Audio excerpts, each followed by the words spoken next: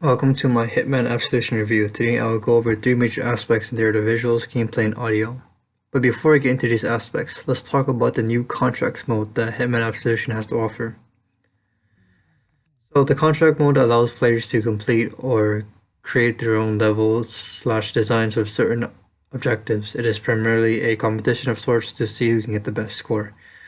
Players can also use outfits/weapons that they have unlocked throughout the campaign, and even customize weapons using the in-game currency. It is also a single player only in terms of playing these actual contracts. So what this means is that when you're actually playing these contracts, you're playing by yourself and not with anyone else.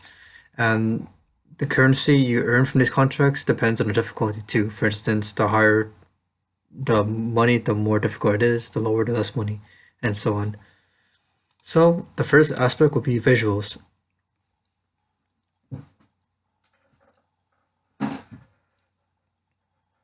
Okay, so visuals are an important aspect of the game because they showcase the developer's talents, in creating these levels, makes the game more realistic, relatable, and even offers situations that the player can take advantage of if found. For instance, if I were to find a utility box, I would sabotage it so that the person coming in could check on it, and I could probably dispose of them and change into their outfit and blend in as if I were them and not the other way around. So that's really helpful too, especially targets, for instance, too. Let's say if a target were to come in, I would kill him quickly, and it'll be a lot easier too because it's a situation in which I'm pretty much like right next to them and they're facing their backs against me, and I can easily choke them out and move on with my objective.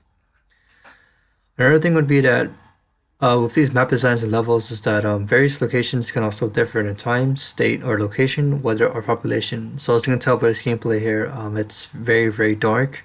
It's at night, there's a lot of people, and I assume they're trying to go home. And there's a bunch of other cinematics and aesthetics as well, such as fog to indicate that it's really cold and whatnot.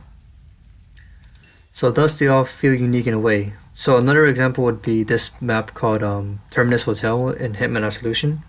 And judging by the overall presence, it kind of gives off this very, very damp yet rainy background to it that no one really likes because, as you can tell, there's no one or there's barely anyone outside. A lot of people are actually inside the terminus where it's probably more bearable.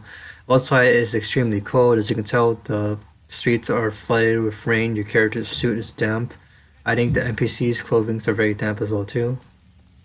But overall, it doesn't give this good vibe of being very, very cheery. Give this kind of this map in particular gives a very, very unpleasant vibe that you can just get based off of the level design and how it looks and whatnot. So now we're going to talk about the gameplay in Hitman Absolution. And this is going to be pretty fun because there's a bunch of new features and whatnot. So as in Hitman games, I assume there's roughly around 20 or so playable styles that the player can try out. It just depends on how creative you can get with your kills and whatnot. And as such, if you unlock all of them, I think that's just how it is. I don't know.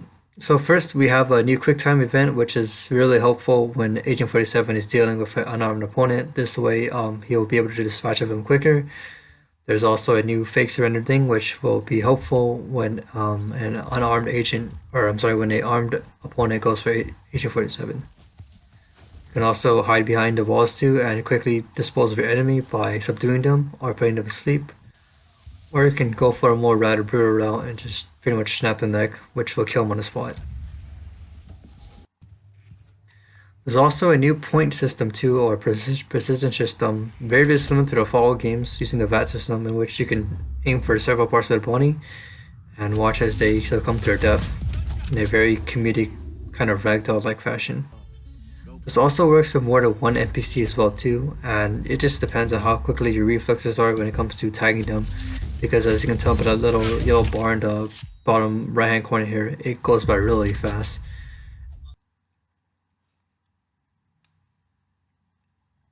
So now let's talk about the audio, in particular the background music. So the music presented in the main menu and the actual gameplay is similar to that of the horror or suspense tracks used in the movies or even TV shows. It's eerie and repetitive, but it manages to stick no matter what the player is doing. So unless you mute the volume, you're gonna keep hearing this sort of same eerie vibe to it. And at first it's pretty pleasant, but after a while it just gets kind of annoying because you notice that that's literally the only thing they have in the store. there's no other audio tracks they can choose from. So now let's talk about the audio, in particular the map and background noises. So the map and background noises are as realistic as it can be. And maps shown here, for instance, of Chicago's version of Chinatown, it is literally filled with fireworks filling the air mixed with the large population's voice perfectly being mixed together, along with the pleasant crackle of the fireworks in the air. There's also smogs and the night setting, which helps make Chinatown even more memorable for people that have never experienced Chinatown before. So now let's talk about the audio, in particular the NPC interactions. So NPC interactions for the most part are realistic as well, such as when the voices become more clearer and louder as Agent 47 eavesdrops from a close proximity. And sometimes the conversations can be interesting too, so maybe that's why you may want to eavesdrop in them. However, in loud maps such as the Chinatown map, where there's literally so much noise to take place, sometimes the conversation that you're eavesdropping may kind of diminish as you kind of go farther away. And that's just, I think, for any map, but with loud maps, it's particularly noticeable. Also, when you're hiding in a container or when you're pretty much sealing your whole body, an interesting thing that the developers added was that, let's say if a target were to come nearby your area, as you can see in this footage, your heart will actually start beating really loudly. And you can still hear their conversation, or you can still make out the conversations, but it's going to be very, very distorted because obviously, you don't have the full scope of the conversation as you're literally, being covered by a container or a closet and whatnot. So that's a nice little twist of realism. So now the last thing we're talking about in terms of the audio will be the cinematics. So I believe that the best part about Hitman Absolution's campaign is the use of cinematics to paint a picture for the ongoing story that Agent 47 faces throughout his dilemmas in-game. This is where the developers earn their money, as the use of music in the background to the excellent voice acting and even the facial animations are well done.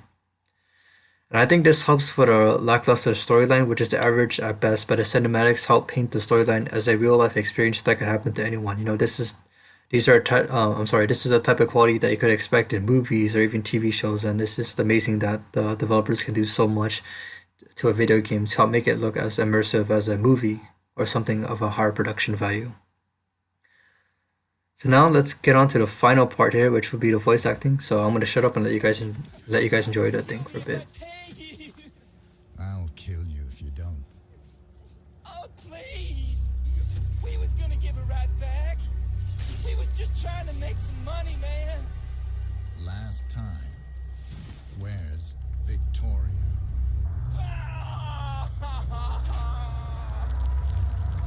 Don't stop. Pop told me to leave her with Sanchez. Where do I find him? At the factory, just out of town. Okay, so overall, if I were to recap this, I would say that Hitman Absolution is a great introduction for newcomers of the Hitman series, as it has the elements of the older games mixed in with a few neat features that will surely be welcomed. The replayability and map designs are insane, as there are numerous ways to complete a mission. It just takes timing and patience for a flawless execution. That is, if you're going a more stealth approach. Though there may be some cons, I have not included it in the review because it doesn't affect the game in a drastic way. Nevertheless, the game is still enjoyable for any gamer who seeks replayability and creative ways to help complete a mission, as in Hitman, with any of the Hitman games, there are obviously numerous ways to complete a mission, and I believe this is the strong selling point of the Hitman series, is that you can do so much in such a short time span, and it just takes patience and timing.